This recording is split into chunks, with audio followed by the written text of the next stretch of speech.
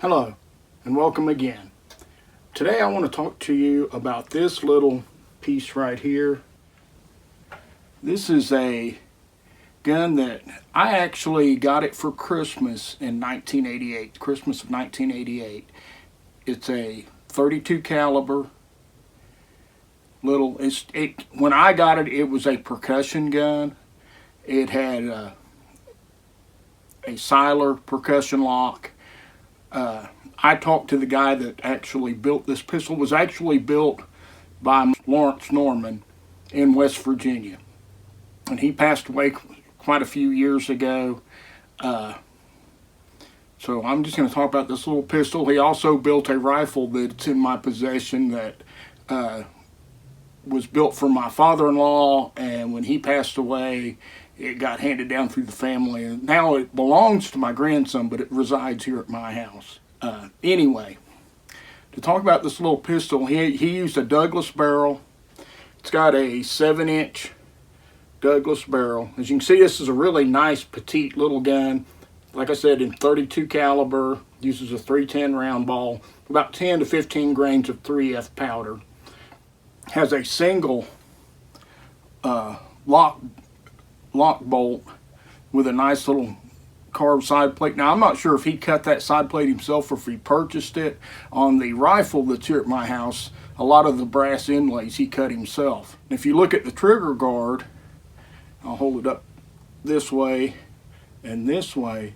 If you look at it, it's got two screws here, one here holding it in place, but all that is a straight flat piece of brass that he shaped to make the trigger guard with. The ramrod here, I was wanting to stick, now it came out easy earlier. Has brass fittings on both ends. This one is a cleaning jag, and then this one is recessed in the end to put your to load your ball with. There's nothing really fancy about this little gun. I like the sights, the way he's got the sights set up. It was accurate last time I shot it. I haven't shot this gun in years, partially because it broke a flint and I didn't have any flint small enough to go on here. And I bought some a couple of years ago, and I finally dragged this thing out, and it had a little bit of rust and stuff was in storage, and I dragged it out and cleaned it up, and we'll go ahead and cock it here.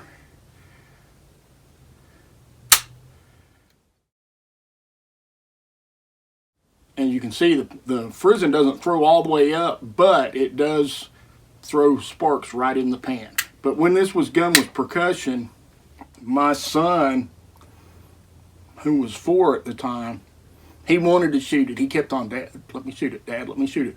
So I took a little cardboard box and put a target on it and set it out in the yard at about, it was about 10 feet, maybe 15 feet.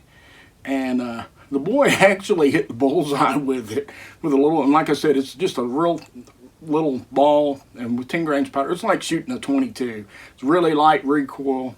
It's a fun little plinking gun. Like I said, here in Tennessee, we don't get to use them. It doesn't get carried much. Now, it is small enough that on my 1750s hunting coat, the pockets are deep enough on this, I can actually slide this in my pocket. And just as a comparison in the size, I've got my Pedersoli 50 caliber here, or yeah, it's a 50 caliber. So if you want to compare the size, this is a really petite pistol. It's a very nice little gun. And like I said, it's a family heirloom. It came from a relative of my ex-wife who built it, and I knew the man personally. I did go visit him, because that's when I went and visited him, I was talking about it. I said, "I don't know why you made that gun in percussion," and that's what my father-in-law said I wanted. And I told him I would rather have a flint, and that's when he told me, he said, "Well, I used a siler lock." He said, "Just buy a siler flintlock and put a vent liner in it," which is what I did in 2005. When I started reenacting in 2003, it may have been 2004. 2004, 2005, I converted it to flint. I'll probably take it out here soon and let my grandson shoot it some. But it's just a really nice little pistol. Nothing fancy. Oh, and the stock, the wood. The wood is a little unusual. The man actually carved the stock when I talked to him about it, he got some salvaged chestnut. He salvaged from an old barn that was being torn down, and he said there was a piece thick enough in there and big enough to make this little pistol stock with.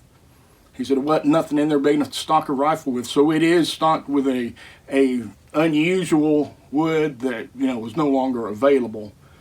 And I know there's not much figure to the wood, and you look at it, it looks pretty plain. But when I ask people, and everybody's, you know, they guess it's beech or walnut or maple and stuff, but they really, if you look at it really close, you can tell it's not any of those. And I wouldn't have known what it was if he hadn't have told me, but it's chestnut. That kind of, like I said, it's something I received as a Christmas gift. I'll never part with it. When I die, it'll go on to either my son or my grandson or one of my girls. They all like to shoot, so it wouldn't surprise me if one of my daughters didn't want this little piece, because it'd be just right for them to shoot. Especially my oldest daughter, who's kind of small anyway.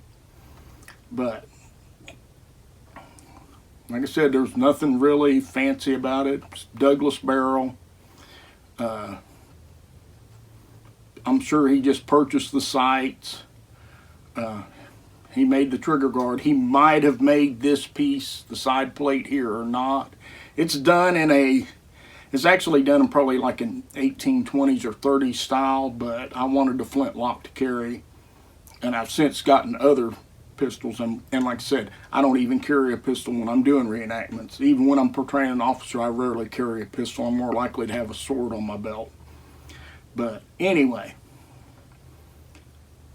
I hope you found this informative and enjoyed watching the video, and thank you.